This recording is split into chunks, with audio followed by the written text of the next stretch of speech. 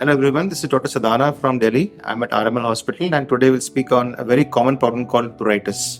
So pruritus is also called itching and it is one of the most common problems that you see in the OPD. Now this topic is actually a very big topic because there are numerous causes for pruritus. So I will divide this into two aspects. One is when you have a skin disorder causing itching, which is what probably most of you have. And second is a very different story when you have an internal problem inside your body that is causing itching, which is actually requires investigation which are very intensive. So let's begin with the first thing. What causes pruritus? So basically what happens, is that your skin has got thousands of nerves on surface, and these nerves actually are used by the body to protect yourself from outside influences. Now in certain people, because of the loss of this superficial barrier of skin, these nerves get exposed to the surrounding environment and they instigate itching. That is in simple ways that itching is caused. So in that respect, of course, it is obvious that any skin disorder that causes damage to that skin would lead to itching. Now, the most common cause, of course, is dry skin, which is very commonly seen in certain parts of the country, certain seasons and certain ages. For example, elderly people have this problem. Second issue that occurs is condition like scabies, wherein there is an organism that is on the skin that itself causes itching.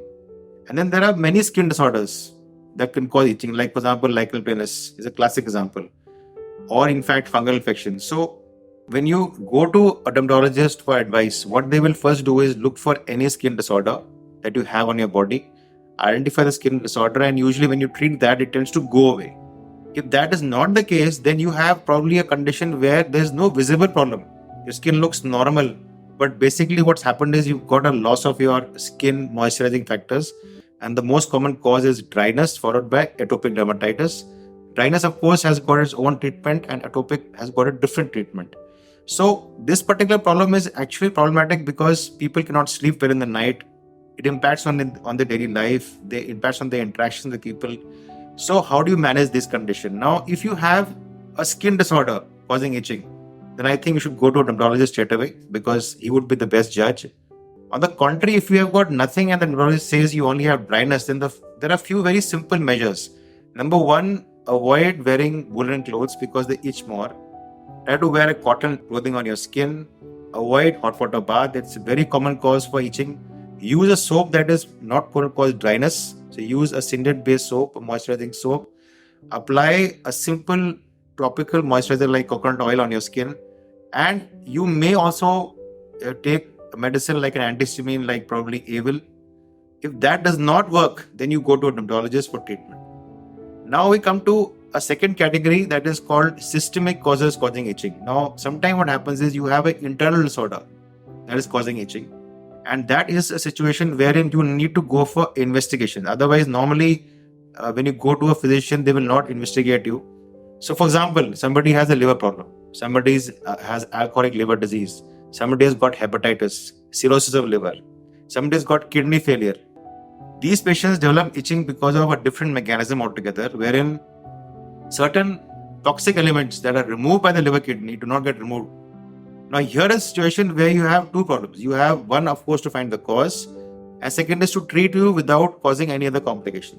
So this is an entity where a dermatologist intervention is very, very important.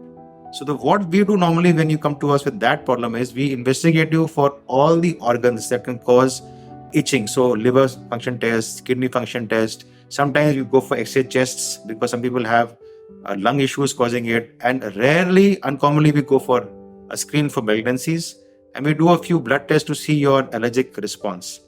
In that case, what we do is we need to give medication that suppress the itching and also do not harm you. So we need to coordinate with probably a physician or a nephrologist or a hepatologist so that the medicines don't disrupt your life and don't harm you. Now, the important thing is what can you do? Well, of course, what a patient can do is basic measures. Avoid hot water bath, avoid wearing woolen clothes, don't use powder on your body, don't use soaps unnecessarily. And beyond that, I would suggest do not go beyond that because sometimes you're itching probably something else. So this is one entity where people think it's a very simple issue, can be handled by our own people, our own neighborhood dermatologist or neighborhood chemist. But this is one disorder where I recommend that you must go to a dermatologist. And I hope this particular overview has given you an idea about pruritus, and I hope that you see most such videos on this particular site.